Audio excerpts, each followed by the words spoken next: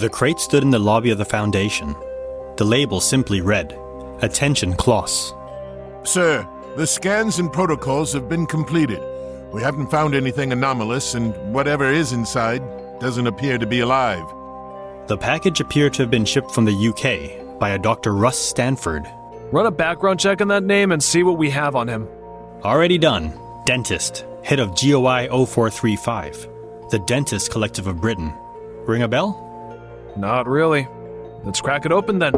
Kloss signaled to the agents to open the crate. As the lid fell down, Kloss gasped in surprise. Within the crate was a winged female humanoid cradling a child. It was made from teeth. Welcome back.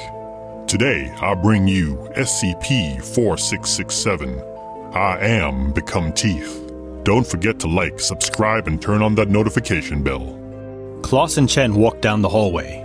All we know is that thing dates back to an incident in the mid-80s. A shipment, crew, all turned up dead and disfigured. What do you mean disfigured? It's all a little weird. That's why we're seeing Pythia. Oh, yippee. My name is Pythia of Delphi. Come forth and ask your questions of me. But beware, the answers you receive may not be the answers you seek. Pythia, this is a sample from the crate we received earlier today. Can you tell us more about it? Bring it forth and set it down in front of me. If you just pop yourself out of that little lizard terrarium of yours, you could grab it yourself. Chen, oh warrior Chen. So fierce, yet so exerbose. So what? It means, brainless. Oh, you're asking for it, lady. You're really asking for it. Never mind that now. What can you tell us, Pythia? Come closer and witness the events of that treacherous ocean crossing. The vessel careened and rolled in the tumultuous waters. The crew members looked through the glass window at the raging ocean.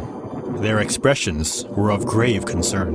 The man who appeared to be the captain clutched his right hand, a bloody rag over it.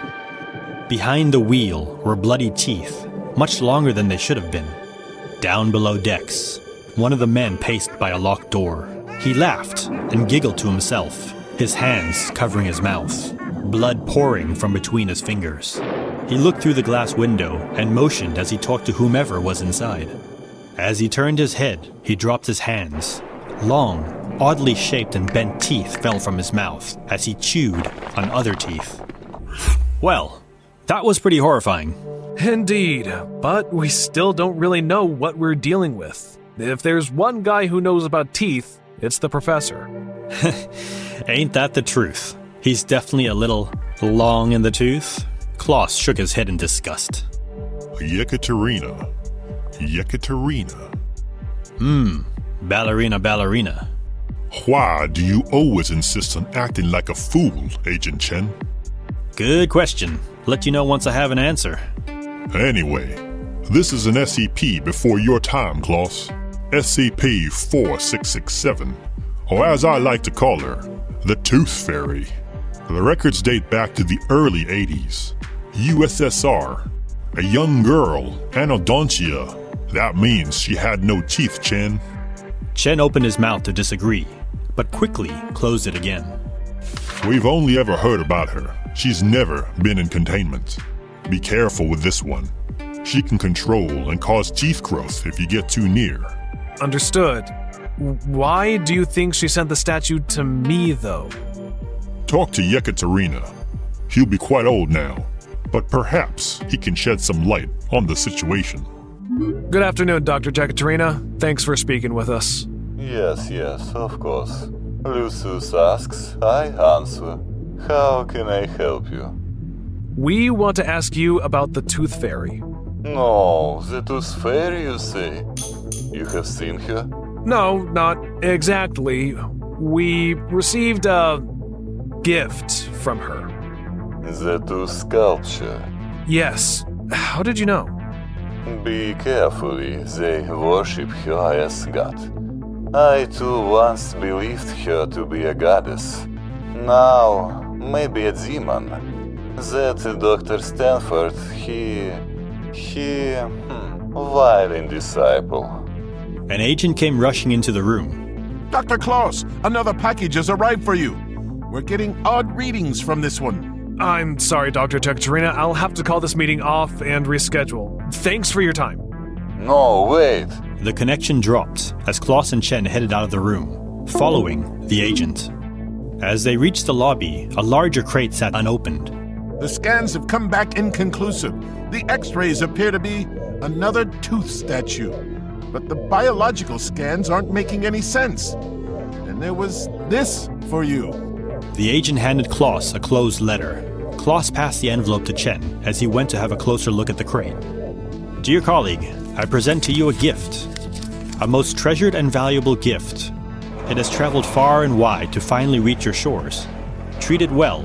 I live only to serve and abide. May the toothless God bless you. The guards pried the crate door open, arms trained and at the ready.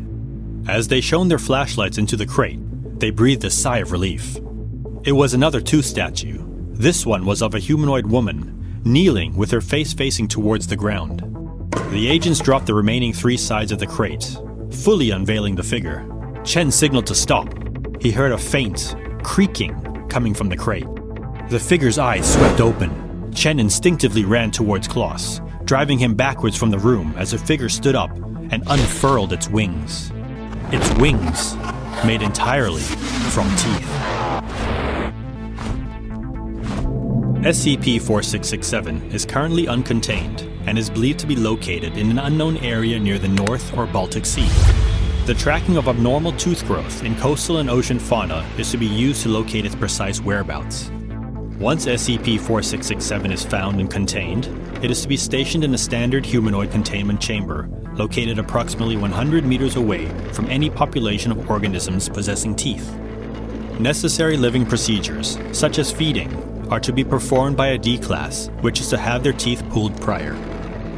SCP-4667 is a mute, 26-year-old humanoid female of Soviet descent.